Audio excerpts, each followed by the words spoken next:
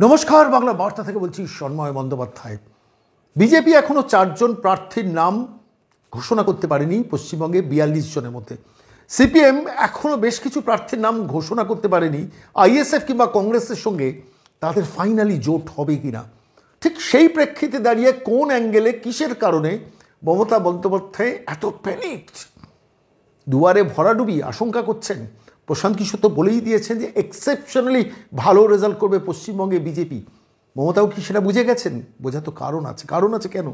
আমি আজকের এই প্রতিবেদনে বিশেষভাবে এই তথ্যটা বিশ্লেষণ করব এবং কিছু তথ্য আপনাদের কাছে পেশ করব বাংলা বার্তার দর্শকদের জন্য। মমতা বন্দ্যোপাধ্যায় ভীষণভাবে প্যানিকড হয়ে গেছেন। খুব সিনিয়র লেভেল একজন পুলিশ অফিসার, যার চাকরি জীবন আর কিছুদিন বাকি আছে। কোনো একটি বিশেষ বিষয়ে তার সঙ্গে কথা বলতে গিয়ে গতকালই শুনছিলাম তার অভিব্যক্তি। বললেন, রাজ্যের সিএমকে এত প্যানিকড আগে কোনোদিন দেখিনি, বিশ্বাস করুন সন্ময়বাবু। খুব সিনিয়র লেভেলের তৃণমূল কংগ্রেসের একজন নেতা, যার সঙ্গে আমার ব্যক্তিগত ঘনিষ্ঠতা আছে। মাঝে মাঝে ফোন করি বিভিন্ন খবরাখবর জানার জন্য, সবসময় দেন না, কিন্তু বললেন হ্যাঁ এটা ঘটনা। মমতাকে এত প্যানিকড আমিও আগে দেখিনি, তোমার রিডিংটা খুব ভুল নয়। এবং রাজ্যের গোয়েন্দা দফতর, আমি জানি না সে গোয়েন্দা দফতর কী খবর দিচ্ছেন, আমি তাদের সঙ্গে আমার যোগাযোগ হয়নি। আমি যেটুকু খবর আপনাদের জন্য সংগ্রহ করি সেই খবরের ভিত্তিতে আপনাদের কাছে বলছি। বিভিন্ন সাংবাদিকদের সঙ্গে কথা বলেও বুঝেছি যে রাজ্যের মুখ্যমন্ত্রী কিন্তু এখন বেশ কিছুটা প্যানিকড হয়ে রয়েছেন। তার কারণটা হচ্ছে বেসিক্যালি ক্ষমতার বাইরে থাকতে মমতা বন্দ্যোপাধ্যায় আর স্বাচ্ছন্দ্য বোধ করেন না। 13 বছর রাজত্ব চালানোর পর যদি ক্ষমতা মসনদ হারানোর আশঙ্কা কারোর মনের মধ্যে গ্রাস করে, যদি ভাবতে শুরু করেন যে আমার হাত থেকে ক্ষমতা কমে গেলে এই পুলিশ অফিসার আইপিএসরা তো সবাই আমার কথা শুনবে না, যে কোনো মুহূর্তে আমার ভাইপোকে গ্রেফতারি হতে হবে, তাহলে যে কোনো মানুষেরই তো টেনশনে পড়াটা স্বাভাবিক। এ রাজ্যের মুখ্যমন্ত্রী সেটাই পড়েছেন। দুয়ারে ভরাডুবির আশঙ্কা করছেন রাজ্যের মুখ্যমন্ত্রী।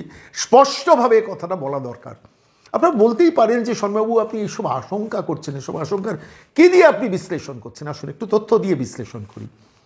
সাম্প্রতিককালে বিরোধী পক্ষ থেকে যে বক্তব্যগুলো মানুষের কাছে রাখা হচ্ছে, সেই বক্তব্যর কাউন্টার ন্যারেটিভ মমতা বন্দ্যোপাধ্যায় তৈরি করতে পারছেন না, অভিষেক বন্দ্যোপাধ্যায়ও পাচ্ছেন না।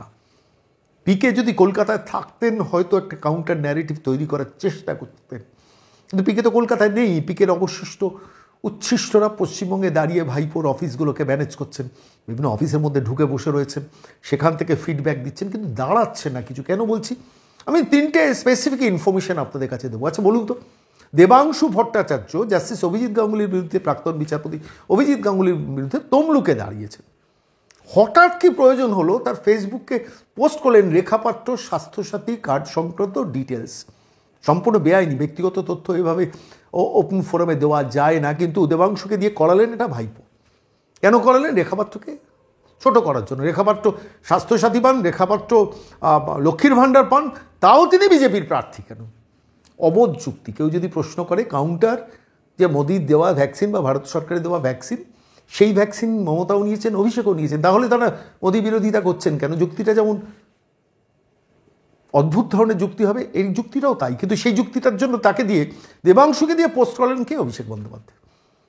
যখন মানুষ বিধ্বস্ত হয়, যখন মানুষ হারার আশঙ্কা করে, তখন এই ধরনের ভ্রান্তিতে ভোগে। এবং শেষ পর্যন্ত ইলেকশন কমিশনের সঙ্গে সঙ্গে রেখাপাত্র জানিয়ে দেওয়ার পর দ্রুত দেবাংশু ভট্টাচার্য সেই ফেসবুক পোস্টটাকে উইথড্র করে নিয়েছে, ডিলিট করে দিয়েছে।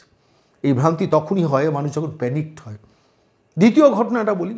ব্রাত্য বসু শিক্ষামন্ত্রী, যিনি, যাকে যদি কালিন্দিতে থাকেন, কালিন্দির বাড়ি থেকে তিনি যদি বেরোন এবং তাকে যদি এমন কোনো ট্যাক্সিতে বা গাড়িতে যেতে বলা হয় যে আপনি বিকাশ ভবন যান, তিনি নিজে বিকাশ ভবনটা চিনতে পারবেন না।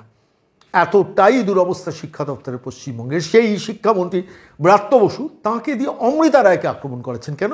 অমৃতা রায়ের সঙ্গে ভারতবর্ষের প্রধানমন্ত্রী টেলিফোনে কথা বলেছেন, মহামৈত্র যে কোনো দিন জেলে যাবেন এবং অবধারিতভাবে কৃষ্ণগড়ে হারবেন। সেই পরিস্থিতি দাঁড়িয়ে ব্রাত্য বসুকে দিয়ে অমৃতা রায়কে আক্রমণ। সর্বোচ্চ স্তরে থাকা রাজনৈতিক নেতা বা নেত্রী যদি প্যানিক না হন, তাহলে এই ধরনের ভুল করেন না।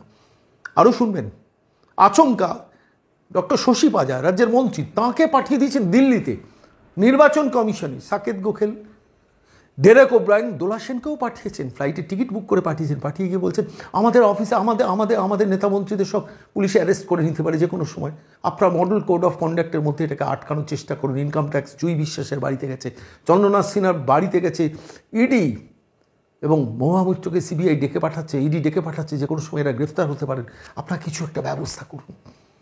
আরে রাজনীতির সমুখ সমরে মহামৈত্র লড়বেন অমৃতা রায়ের সঙ্গে, ইডি যদি ডাকে অ্যারেস্টেড হন জেল থেকে লড়বেন, অসুবিধাটা কোথায় আছে? অপরাধ যদি করে থাকেন জেল থেকে লড়বেন। সেটার জন্য শশী পাজা, দোলা সেনদের টিকিট কেটে দিল্লিতে পাঠিয়ে দেওয়া হয়েছে এবং নির্বাচন কমিশনের দফতরে। আমি বলছি পশ্চিমবঙ্গের মাটিতে কোনো নির্বাচনে সাম্প্রতিককালের 2014, 2016, এমনকি 2011, 2019, 2021 কোনো নির্বাচনে রাজ্যের মুখ্যমন্ত্রী বা সরকারি ক্ষমতাসীন দলের প্রধানকে এতটা প্যানিক দেখিনি। আমি আরও কেন বলছি জানেন তো, যে রাজ্যের মুখ্যমন্ত্রী চোখের সামনে তাকিয়ে তাকিয়ে দেখছেন যে শুভেন্দু অধিকারী প্রতিদিন যে জনতাকে অ্যাড্রেস করছেন, যে জনতাকে বোঝাচ্ছেন, যে জনতাকে কথাগুলো বোঝাচ্ছেন, এক একটা অডিয়েন্স অন্তত 30 থেকে 40 হাজার মানুষের অডিয়েন্স। সেখানে ভাইপো গিয়ে জাহাঙ্গীরের হাত ধরে বলছে, লক্ষ্মীটি জাহাঙ্গীর দেখ এবারে ডুববো না তো। এই সিচুয়েশন চলছে। রাজ্যের মুখ্যমন্ত্রী মমতা বন্দ্যোপাধ্যায় বাড়ি থেকে বসে অঞ্জন পালকে ফোন করে বলছেন, ওরে অঞ্জন, বড়নগরে তোকে টিকিটটা দিতে পারলাম না, ভালো ক্যান্ডিডেট পাঠাবো, তোর সাংগঠনিক শক্তি লাগাস। এসব করছে না। সেই সময় দাঁড়িয়ে প্রত্যেক দিন শুভেন্দু অধিকারী হ্যামারিং করে যাচ্ছেন, কখনো যাদবপুর, কখনো হুগলি, কখনো হাওড়া, কখনো পূর্ব মেদিনীপুর, কখনো উত্তর চব্বিশ পরগনা, কখনো দক্ষিণ চব্বিশ পরগনা, দৌড়ে বেড়াচ্ছেন প্রত্যেক দিন। যে কোনো audience, it's not less than 30,000 direct address করছেন। ডিজিটাল পোর্টাল, বিভিন্ন মাধ্যমে অন্তত 25 থেকে 30 লক্ষ মানুষ তার কথা শুনছে। ইলেকট্রনিক্স মাধ্যমে সেটা টেলিকাস্ট হচ্ছে, সেটাও আরও 50 লক্ষ মানুষ শুনছে। কম করে 1 কোটি মানুষ শুভেন্দু অধিকারীর তোলা প্রত্যেকটা প্রশ্ন প্রত্যেক দিন শুনছে, প্রতিদিন ননস্টপ দৌড়ে যাচ্ছেন। দিল্লিতে সেন্ট্রালের মিটিংয়ের অ্যাটেন্ড না করে এখানে দৌড়চ্ছেন এবং যে কোর ইস্যুগুলো মানুষের মনে গেঁথে দিচ্ছেন, এই ইস্যুগুলোই কিন্তু এবারে 2024 লোকসভা নির্বাচনের ডিসিসিভ হতে পারে। রাজ্যের মুখ্যমন্ত্রী মমতা বন্দ্যোপাধ্যায় 5 দশক ধরে রাজনীতি করেন, দীর্ঘদিনে তিনি সাংসদ, বিধায়ক, মন্ত্রী, মুখ্যমন্ত্রী। সেই মানুষটা এটা বুঝবেন না? আমি বিশ্বাস করি তিনি বুঝেছেন যে কোনো একটা জায়গায় গোড়ায় গলদ হয়ে যাচ্ছে। আইপ্যাকের প্রশান্ত কিশোর যেমন বুঝেছেন, রাজ্যের মুখ্যমন্ত্রী মমতা বন্দ্যোপাধ্যায় বুঝেছেন যে কোনো একটা জায়গায় আমার ভিতটা আলগা হয়ে যাচ্ছে। কারণ যে প্রশ্নগুলো শুভেন্দু তুলছেন আমি তো উত্তর দিতে পারছি না। শুভেন্দু যেমন গতকাল পরিষ্কারভাবে বলেছেন যে যেদিন পশ্চিমবঙ্গের মাটিতে পরিবর্তন আসবে, প্রথম ক্যাবিনেট মিটিংয়ে কেন্দ্রীয় হারে ডিএ ঘোষণা করব।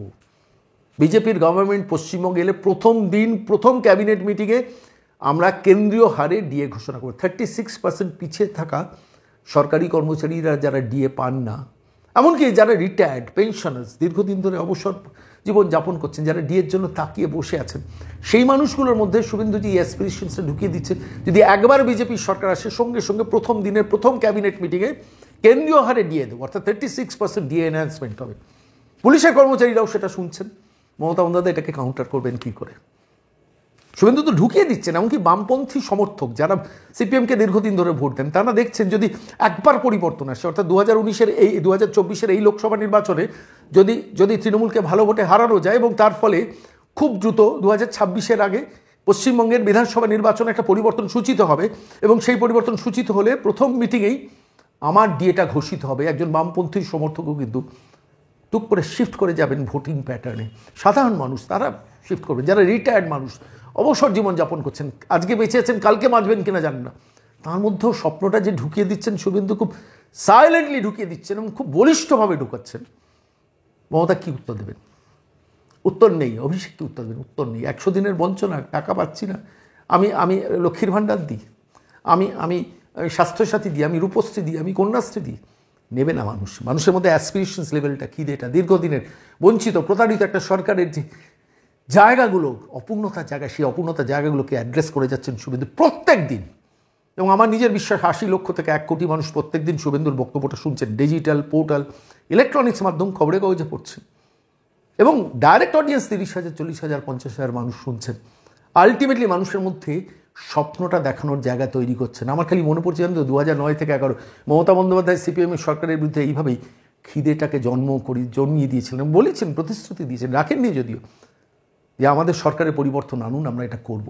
ঠিক সেই জায়গাটা হিট করছেন, টাচ করছেন শুভেন্দু অধিকারী প্রত্যেকদিন। আমি শুভেন্দু সেই বক্তব্য শেষ কিছুটা অংশ আপনাদের আজকে এই প্রতিবেদনে শোনাবো।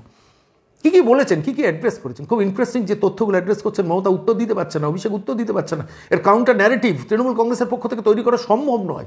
একদিকে চৌর্য সাম্রাজ্য, তৃণমূল কংগ্রেসের নেতা দেখলেই লোকে আড়াল থেকে ফিস করে বলে ওই যে চোর যাচ্ছে, ওই যে ডাকাত যাচ্ছে, চোর ওপর থেকে নিচ পর্যন্ত সবকটা চোর ডাকাত। প্রার্থীগুলোকে দাঁড় করিয়েছে, সেগুলোরও কলঙ্কিত ইতিহাস। কিন্তু তার থেকেও বড় কথা মানুষের খিদেটাকে জন্মানো। শুভেন্দু বলছেন বাম আমলে বেকার ছিল 1 কোটি, সেই বেকারের সংখ্যা এখন 2 কোটি। যে ঘরে বেকার আছেন, যার বাবা হয়তো সিপিএম করেন বা তৃণমূল করেন, সেই বেকার ছেলেটার মধ্যেও একটা স্বপ্ন দেখাচ্ছেন শুভেন্দু যে if there is a change, আমার চাকরিটা হয়তো হবে। যদি ইউপি বিজেপির গভর্নমেন্ট, যদি আসাম বিজেপির গভর্নমেন্ট, তারা যদি করতে পারে, তাহলে পশ্চিমবঙ্গ করতে পারছে না কেন? এই স্বপ্নটা কিন্তু জাগিয়ে দিচ্ছেন শুভেন্দু খুব সাইলেন্টলি, যেটা মমতা অ্যাড্রেস করতে পারছেন না বলে হাঁপিয়ে উঠছেন, বুঝে উঠতে পারছেন না কী করবো, কি বলবো, কি উত্তর দেবো। বলছেন এসএসসি পিএসসি টেট প্রতি বছর নিয়ম করে হবে, প্রতি বছর ইন্টারভিউ হবে, প্রতি বছর চাকরি হবে। গান্ধী মূর্তি, মাতঙ্গিনী হাজরা মূর্তির পাদদেশে যে ছেলেমেয়েগুলো দিনের পর দিন বসে আছে, অভুক্ত অবস্থায় বসে আছেন, তাদের পরিবারে অ্যাসপিরেশন জাগাচ্ছেন Suvendu. If there is change, 2024 পরিবর্তন করে দিন লোকসভা নির্বাচনে, আমি কথা দিচ্ছি বিধানসভা নির্বাচনে প্রত্যেক বছর আমরা জিতে আসবো, প্রত্যেক বছর আমরা পরীক্ষাগুলোকে করবো এবং চাকরি রিক্রুটমেন্টের ব্যবস্থাটা করবো। বেকার যুবকদের স্বপ্ন দেখাচ্ছেন, শিক্ষিত পরিযায়ী শ্রমিক যারা বাংলার বাইরে আছেন, তার বাবা মানও তো এখানে আছেন, বৃদ্ধাশ্রমে আছেন, তাদের বাবা মার মধ্যেই স্বপ্নটা শুভেন্দু দেখাচ্ছেন যে চেঞ্জটা করুন, আমরা আপনার ছেলে মেয়েকে ঘরে ফেরানোর ব্যবস্থা করবো। কম পড়াশোনা জানা লোক, যারা 55 লক্ষ পরিযায়ী শ্রমিক বাংলার বাইরে আছে, সেই মানুষগুলোকে বাংলায় টেনে ফিরিয়ে নিয়ে আসবো। এখানে যাদের পরিবার আছে, স্ত্রী আছে, পুত্র আছে, কন্যা আছে, বাবা মা আছে, পিসি পিসমশাই, জ্যাঠা জেঠিমা, দাদু ঠাকুমা যারা আছেন, সেই মানুষগুলো তো ভাবছেন যে আমার ছেলেটা তো ঘরে ফিরবে, আমার মেয়েটা তো ঘরে ফিরবে যদি if there is a change. এর উত্তর কী দেবেন মমতা বন্দ্যোপাধ্যায়? 55 লক্ষ পরিযায়ী শ্রমিক তৈরি করেছেন 13 বছরে। শিল্প কর্মসংস্থান, শিল্প নিয়ে কথা বলতে পারছেন না মমতা বন্দ্যোপাধ্যায়। একটা বড় কারখানা 13 বছরে তৈরি করেনি, টাটাকে মেরে, ডিনামাইট দিয়ে মেরে ভেঙে উড়িয়ে পাঠিয়ে দিয়েছিলেন। তারপর একটা বড় শিল্পপতি বাংলায় আর বিশ্বাস করে না, সেই অ্যাসপিরেশনসটা জোগাচ্ছেন। ফলত ultimately if there is a industry, আজকে যদি সিঙ্গুর হতো, সেই সিঙ্গুরের টাটা থাকতো, সেই টাটা থাকলে আজকে একটা জামশেদপুর হতো। সেই স্বপ্নটা দেখাচ্ছেন if there is a change in the government. Uttar Pradesh স্যামসাংয়ের মতো চীনে পাত্তাড়ি গুটিয়েছে, সেই কারখানাকে উত্তরপ্রদেশ নিয়ে এলো, যোগী রাজ্য। যদি যদি যদি হেমন্ত বিশ্ব শর্মা অসমের সরকার 55,000 সরকারি চাকরিকে দিতে পারেন, অ্যাপয়েন্টমেন্ট লেটার দিতে পারেন উইদিন 2 years, বাংলা দিতে পারে না কেন? খিদেটা জাগাচ্ছেন শুভেন্দু। কিন্তু প্রতি বছর এসএসসি নিয়োগ করবো, 450 টাকায় গ্যাস। রাজস্থান গ্যাসের সিলিন্ডারের দাম করে দিয়েছে বিজেপি সরকার, ভজনলাল শর্মার সরকার। গ্যাস সেখানকার মানুষ 450 টাকায় পান। সমস্ত যেটা রাজ্য সরকার শেষটা নেয় সেটা উঠিয়ে দিয়েছেন। পশ্চিমবঙ্গ পাচ্ছে না কেন? 700 টাকার গ্যাস 400 টাকা বা 450 টাকা মমতা পাচ্ছেন না কেন? বলছেন যে আমাদের বিজেপি সরকার এলে আমরা 450 টাকায় গ্যাস দেবো পশ্চিমবঙ্গের মানুষকে। সিএসসির মনোপলি ভেঙে দেবো, শুভেন্দু বলছেন সিএসসির মনোপলি ভেঙে দেবো। সিএসসি ইলেকট্রাল বন্ডে 350 কোটি টাকা তৃণমূল কংগ্রেসকে দিয়েছে। ইন্ডিভিজুয়াল সোল, আমি সিএসসি, আমি বিদ্যুৎ দেবো, আর কেউ দেবো না। বলছেন আমরা বিজেপি সরকারে এলে আমরা সমস্ত মনোপলি সিএসসির ভেঙে দেবো, কম্পিটিটর আনবো। বম্বে যদি বেস্টকে দিয়ে 2 টাকায় ইলেকট্রিক দেয়, দিল্লি যদি 1 টাকা 90 ইলেকট্রিকের ইউনিটের দাম দেয়, তাহলে পশ্চিমবঙ্গের মানুষ কেন 7 টাকায় দেবো? এই প্রশ্নটা তুলছেন শুভেন্দু। বলছেন বিজেপির সরকার এলে আমরা এটা করবো, আমরা এটা করে দেখাবো। মানুষের মধ্যে খিদেটা জন্মাচ্ছে। যে মানুষের 7 টাকা 7.5 টাকা 8 টাকায় ইলেকট্রিকের বিল মেটাচ্ছে, সে তো দিনের শেষে ভোটটা দিতে যাবেন, পরের দিন সকালে তিনি ভাববেন যে সরকার পরিবর্তন হলে তো বিদ্যুতের দামটা কমতে পারে, একবার দেখি না ট্রায়াল করে, না হলে পরে পরিবর্তন করে দেবো, একবার চেষ্টা করে দেখি না। এই খিদেটা কিন্তু শুভেন্দু জাগিয়ে দিচ্ছে না, এটা মমতা উত্তর দিতে পারছে না। অভিষেকের পক্ষে উত্তর তো দেওয়া সম্ভবই নয়। ডিয়ার লটারি 400-500 কোটি টাকা তৃণমূল কংগ্রেসকে দিয়েছে, 6 টাকা করে 7 টাকা করে গরিব মানুষ, প্রান্তিক মানুষকে সর্বশান্ত করে দিচ্ছে। বলছেন আমরা এলে, বিজেপি সরকার এলে ডিয়ার লটারি বন্ধ হয়ে যাবে পশ্চিমবঙ্গের মাটিতে। অন্য ধরনের 1 টাকা 2 টাকা 3 টাকার লটারি হতে শুরু হবে, জানি না কি পরিকল্পনা থাকবে। স্বপ্নটা দেখাচ্ছেন শুভেন্দু, উত্তরটা দিতে পারছেন না মমতা বন্দ্যোপাধ্যায় যে ডিয়ার লটারি থেকে আমরা 500 কোটি টাকা নিয়েছি। বলছেন সঞ্জীব গোয়েঙ্কার মনোপলি বন্ধ করবো, ইলেকট্রিকের বিল, বিদ্যুতের দাম কমবো, 6 টাকা 80, 7 টাকা 7.5 টাকা কেন বিল দেবেন, 2 টাকায় দেবো। বলছেন লাভলি বাইন, যেটা মধ্যপ্রদেশ সরকারে আছেন, বলছেন মহিলাদের 1000 টাকা করে দিয়ে মমতা বন্দ্যোপাধ্যায় অনেক কথা বলছেন, লক্ষ্মীর ভাণ্ডার। বলছে মধ্যপ্রদেশ সরকার তো 3000 টাকা দেয়। ভারতবর্ষের সমস্ত রাজ্য মহিলাদের 2000, 3000, 5000 টাকা পর্যন্ত দেয়, পশ্চিমবঙ্গ দেয় 1000 টাকা দিয়ে। বলছেন আমরা দিই, অন্য তো কেউ দেয় না, অন্য রাজ্য তো দেয়। বলছে বিজেপির গভর্নমেন্ট এলে আমরা ওটাই 3000 টাকা করবো। কে বলছেন? শুভেন্দু বলছেন। আয়ুষ্মান ভারত চালু করবো, স্বাস্থ্যসাথী সব জায়গায় এখন নিচ্ছেও না, টাকা দিতে পারছেন না হসপিটালগুলোকে। সেই সময় যদি কেন্দ্রীয় সরকারের আয়ুষ্মান ভারত আসে, সারা ভারতবর্ষের যে কোনো হসপিটাল আপনি আয়ুষ্মান ভারত দিয়ে 5 লক্ষ টাকার চিকিৎসা পেতে পারবেন। প্রশ্নটা তুলছেন শুভেন্দু, বলছেন একবার সরকার পরিবর্তন করে দেখুন 2024-এ। কথা দিচ্ছি আপনাদের 2026-এ যে সরকার আসবে, প্রথম মিটিং, ক্যাবিনেট মিটিংয়ে কেন্দ্রীয় হারে ডিএ ঘোষণা করবো এবং যে কথাগুলো দিচ্ছি প্রত্যেকটা বলবৎ করব। মানুষ কেন স্বপ্নের দিশারি হবে না বলুন তো? কেন দিশারি হবে না? ফলে স্বপ্নের দিশারি হলে এই সরকারের আয়ু তো সীমিত হয়ে যাবে। সেইখানেই মমতা বন্দ্যোপাধ্যায়ের ভয়, এবং সেইখান থেকে মমতা বন্দ্যোপাধ্যায় অভিষেক বন্দ্যোপাধ্যায়রা ভাবছেন দুয়ারে ভরাডুবি আসন্ন। আর সেইখান থেকে দাঁড়িয়ে প্রখর প্র্যাকটিক্যাল বোধ সম্পন্ন মানুষ আইপ্যাকের প্রশান্ত কিশোর বলছেন এবার বিজেপি পশ্চিমবঙ্গে অ্যাবনর্মালি ভালো রেজাল্ট করবেন। কি হয় সেদিকে তো নজর থাকবে, কিন্তু মমতা যে প্যানিকড হয়ে গেছেন, মমতা যে দুয়ারে ভরাডুবি আশঙ্কা করছেন। আমি বলছিলাম না শুরুতে যে বর্তমান পুলিশের খুব সিনিয়র লেভেলের পুলিশ অফিসার আমাকে বলেছেন, এবং তৃণমূল কংগ্রেসের একজন সিনিয়র নেতা এখন রাজনীতি থেকে একটু সরে আছেন, তিনিও বললেন মমতাকে কিন্তু আমি আগের মমতা দেখছিলাম ভয় পাচ্ছেন। এত চুরিকে প্রশ্রয় দিয়েছেন, এত চৌর্যবৃত্তি সাম্রাজ্য করেছেন, চারদিকে চোর গুন্ডা ডাকাত নিয়ে ভরে দিয়েছেন। বাংলার মানুষ কিন্তু ফ্রাস্ট্রেটেড হয়ে যদি অন্য কিছু করে কিচ্ছু করার থাকবে না।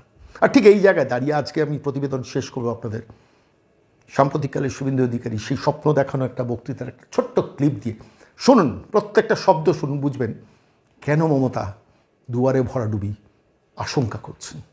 মমতা ব্যানার্জি ঋণ করেছে 6,93,000 কোটি টাকা। বাম আমলে বেকার ছিল 1 কোটি, এখন বেকার হয়েছে 2 কোটি। কর্ম বিনিয়োগ কেন্দ্র তুলে দিয়েছে। শেষ পিএসসির নোটিফিকেশন 17 সালে, শেষ এসএসসির নোটিফিকেশন 15 সালে। প্রাইমারি আপার প্রাইমারি 17 টেটের রেজাল্ট বেরিয়েছে, নিয়োগ হয়নি। 22-এর রেজাল্ট বেরিয়েছে, ইন্টারভিউ হয়নি। আর 23-এর তো পরীক্ষার রেজাল্ট এখনো পর্যন্ত বেরায়নি। তাই আমার বেকার যুবক যুবতীরা জোট বাঁধুন, তৈরি হন। আপনাদের এই লড়াই, আপনাদের সঙ্গে 13 বছর মমতা ব্যানার্জি যা করেছে তার বিরুদ্ধে লড়াই। অন্যদিকে হাজারে হাজারে লাখে লাখে শিক্ষিত ছেলে মেয়েরা এই রাজ্য ছেড়ে চলে গেছে, গরিব মানুষরা চলে গেছে, পরিযায়ী শ্রমিকের সংখ্যা 50 লক্ষ পেরিয়ে গেছে। 13 বছরে কোনো বড় শিল্প আসেনি। এমনকি সিঙ্গুরে টাটার কারখানাকে ডিনামাইট দিয়ে ভেঙে উড়িয়ে দেওয়া হয়েছে। এই সরকার শিল্প কর্মসংস্থানে ডাহা ফেল। কর্মচারী, শিক্ষক, অবসরপ্রাপ্ত পেনশনার দিয়ে আপনাদের দেয়নি। কথা দিয়ে যাচ্ছি, যেদিন ভারতীয় জনতা পার্টির সরকার পশ্চিমবঙ্গে হবে, প্রথম ক্যাবিনেট মিটিংয়ে কেন্দ্রীয় হারে মহার্ঘ ভাতা আপনাদেরকে ভারতীয় জনতা পার্টি দেবে। আপনাদের যারা বাইরে চলে গেছেন তাদের ফিরিয়ে এনে কর্মসংস্থান আমরা দেব। প্রতি বছর এসএসসির পরীক্ষা হবে, ওএমআর এর মার্কশিটের নাম্বার পাবেন। প্রতি বছর নিয়োগ হবে। রাজস্থানের ভজনলাল শর্মার মতো এখানেও 450 টাকার গ্যাস ভারতীয় জনতা পার্টি দেবে। এবং সিএসসির নামে মনোপলি ব্যবসা আমরা তুলে দেব। ইলেকট্রিক কোম্পানির জন্য দ্বার খুলে দেব। দেখছেন না, আমি বলতাম তখন অনেকে ভাবতেন ফাঁকা আওয়াজ, বলতাম না ডিয়ার লটারির নাম ভাইপো লটারি।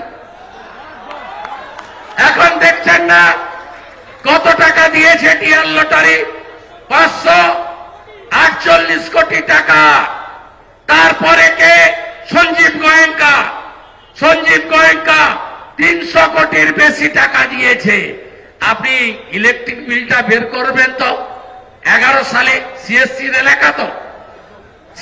এলাকা তো আপনাদের WSEDSL এর অল্প হতে পারে, মানে ওই দক্ষিণ বারাসাতের দিকগুলো। তার বাইরে সব সিএসসির এলাকা, তাই তো? 2 টাকা ছিল মিটার মমতা ব্যানার্জি আসার আগে। এখন কত? 6 টাকা 80 তো? 6 টাকা 80, 7 টাকা, 7 টাকা তো? 8 টাকা করে তো। এইটার কারণ হচ্ছে 400 কোটি টাকা তৃণমূলকে চাঁদা দিয়েছে। আমার কথা নয়, ইলেকশন কমিশনের কথা, স্টেট ব্যাংক অফ ইন্ডিয়ার কথা, সুপ্রিম কোর্টের কথা। আপনাদেরকে তিলে তিলে শেষ করছে। মায়েরা দল বেঁধে প্রচার করুন, লাডলি বহিন। মধ্যপ্রদেশ 1,500 টাকা করেছিল, এখন 3,000 টাকা। যে আমরা 3,000 টাকা করে মায়েদের দেব, কেন্দ্রীয় হারে মহার্ঘ ভাতা দেব, রাজস্থানের মতো 450 টাকার গ্যাস আমরা দেব, মোদি গ্যারান্টি আয়ুষ্মান ভারত পশ্চিমবঙ্গে চালু করব, 5 লক্ষ টাকা পর্যন্ত বিনা পয়সায় চিকিৎসা। কি সাহস!